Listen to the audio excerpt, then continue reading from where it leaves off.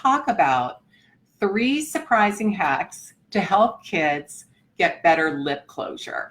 Now, in feeding therapy, when a feeding therapist like myself, a speech language pathologist, or an occupational therapist is looking at skill, is looking at the child's ability to move their tongue and their lips and their cheeks and their jaw in a very efficient, functional way, we're looking for a variety of things. But just one thing that we often take a peek at is whether or not the child can bring their lips together in a resting posture and in the active process of eating, especially when they're trying to clean off a spoon.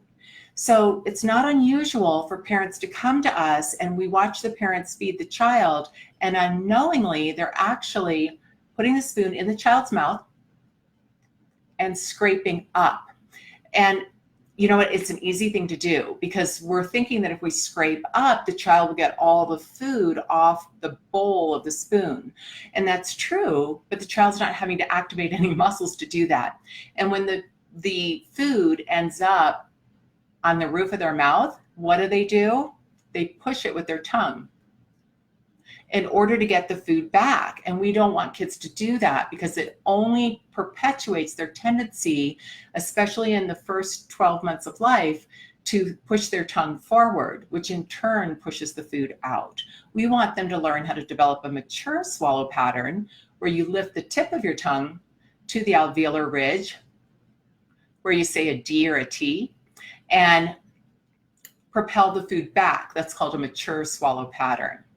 Okay, so why do we care so much about lip closure when it comes to swallowing? Because we actually use the muscles around our lips and up through our cheeks. All of this is connected. We use that to help develop some intraoral pressure to kind of suck things back.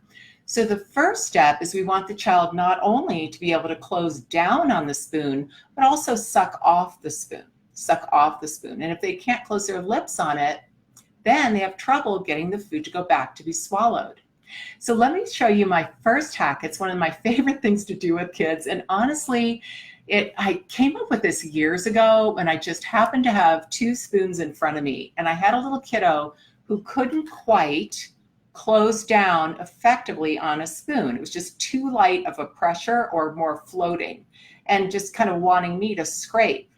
So I took the other spoon, now I'm using maroon spoons, and I intentionally grabbed an older one, see how it's a little faded, so that you can see how this works. And all you do is you put the 2 spoons together and then just take a little tape, and now you've got twice the thickness on the spoon. See that? Yet you still have a nice flat spoon, and the child can come down and clear it much easier because he doesn't have to bring his lips totally together. Once you've done this for a little bit, then you're going to be able to remove the spoon, do a little bit of single spoon presentation of the single spoon, and then go back to your double spoon. So in that case, what I do is I get 3 spoons. So I have 1 single in one hand and this double taped together spoon in the other. And it just goes a little bit of single, little bit of double, little bit of single, little bit of double. And what does that do? It gets the child more aware of the fact that they really want to close down on a surface and not expect us to scrape up. Now, little tip for you too. You can go to Michael's, the craft store, and get some sticky textured tape, or sometimes it comes in a big piece of sticky paper and they have textures on them.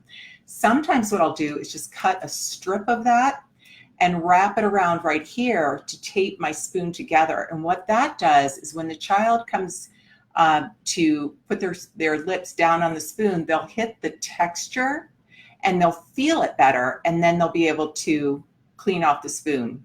So it's just a little bit of extra sensory stimulation to alert them to the fact that we're going to touch that part of the spoon and we're going to close down on it in order to get the food. Okay, our second surprising hack is not to use a spoon at all. What I love to use is anything like these peas that we get from Arc Therapeutic or from Talk Tools, or these Y chews. These are my ultimate favorite because they're textured and they're a little bit thick. See how it's not as flat as the spoon? It's essentially as thick as the double spoon, but now it's got that extra texture. So I'll use these a lot and dip them in purees to present to the child, because many children do better making more of a O shape, more of that pursing motion at first, rather than that flat lip posture that we're hoping for. So this will often help them get the idea of closing around it and starting to suck off of it. So using something that's not a spoon but textured is the second hack. The third hack is to do both. My favorite tool to use for this are these Num Num Goo utensils. We typically use these as self-feeding tools for children who are about 6 months of age to learn to dip and mouth. But you can use them in feeding therapy too. I'll put the link in the comments for you so you know how to order them. Now, if you notice, one of them has just an opening in the center and the other one has that same opening filled with silicone. Well, what you want to do is, again, just get your packing tape and tape these together. See that? And then play around with whether that child does better with the open side on their tongue or the silicone side on their tongue. And remember, you now have two textured sides. So now when the child goes to close down and they really feel that texture on their lips and they pull off, they get even more feedback to let them know, yep, that's exactly what we're trying to do. So Num Num Goo utensils, great one for that as well. And then I'm just going to give you a couple more bonus tips because I can't help it. The other thing that I really love to do when I'm trying to work on lip closure is, once I have a child who can begin to suck puree off a spoon, even a double spoon, that's the prerequisite to learning to drink from a straw. And I'll put the link in the comments for you, but if you go to my website under my free toolbox tab, you're going to find my 10 steps to teaching a child to drink from a straw. And you can do this as young as 6 months. I typically do it around 7 or 8 months. Well, the thing is, you're going to start with purees. So your prerequisite is the spoon, but he still isn't closing great on it. Now you're going to move him to straw drinking using my 10 steps. Then what you do is you do a little bit of double spoon and a little bit of straw, a little bit of double spoon and a little bit of straw. See how that helps the child get even more closure, because they know if they don't close on a straw, they aren't going to be able to suck up the yummy puree. So that's going to get them into that motor pattern, and also, in my opinion, begin to build those muscles that we need for good lip closure. Now, if you want to know more about why jaw stability is so important for lip closure and how all of these muscles, as we've been chatting about, are connected, one place I love to go for that is the Talk Tools website. And I'm going to put in the comments for you some of the blogs that I've seen on their website that have really helped me to understand how important jaw stability is to help with lip closure. And you'll see some techniques on their website where you offer some cheek or some jaw support, and parents can do these too, in order to gently help the child learn how to make these movements.